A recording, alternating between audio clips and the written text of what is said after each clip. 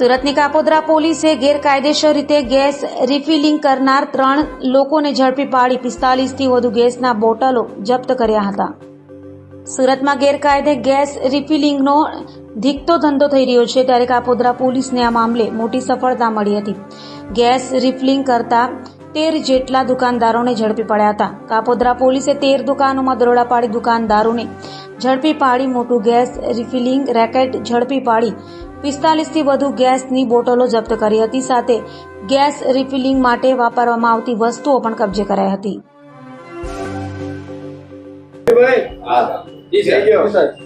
police commissioner Shri Anupamsinh Gehlot સાહેબ નાઓએ આપેલ સૂચના અને માર્ગદર્શન મુજબ સુરત શહેરમાં લોકોની જાનહાનિ સાથે જોખમરૂપ રીતે વર્તતા હોય અને લોકોની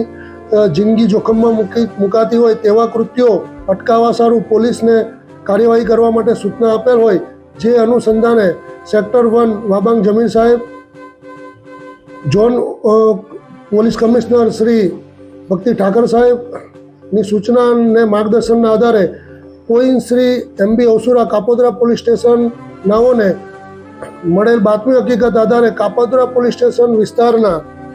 દીનદયાળનગર, મુરઘા કેન્દ્ર, વડવાળા શોપિંગ સેન્ટર, અક્ષર ડાયમંડ, રામકૃષ્ણ કોલોની, ભરવાડ ફળિયા, મોહનબાગ, બરોડા પ્રિસ્ટેજ વિસ્તારમાં લોકોની જિંદગી જોખમમાં મુકાય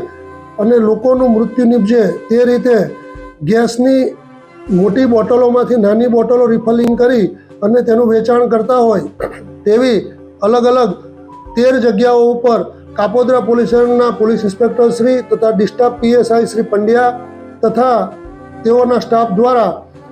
ગઈકાલ તારીખ 24/4/2024ના રોજ કાર્યવાહી કરી અલગ અલગ કુલ 13 ગુનાઓ રજીસ્ટર કરવામાં આવેલ છે અને આ ગુનાના કામે કુલ મોટી બોટલ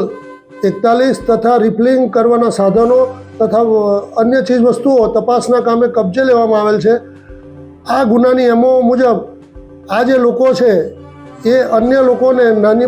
મોટી ગેસની બોટલોમાંથી નાની ગેસની બોટલો રિફિલિંગ કરીને ભરી આપતા હોય છે અને બિલકુલ કોઈ પણ રીતે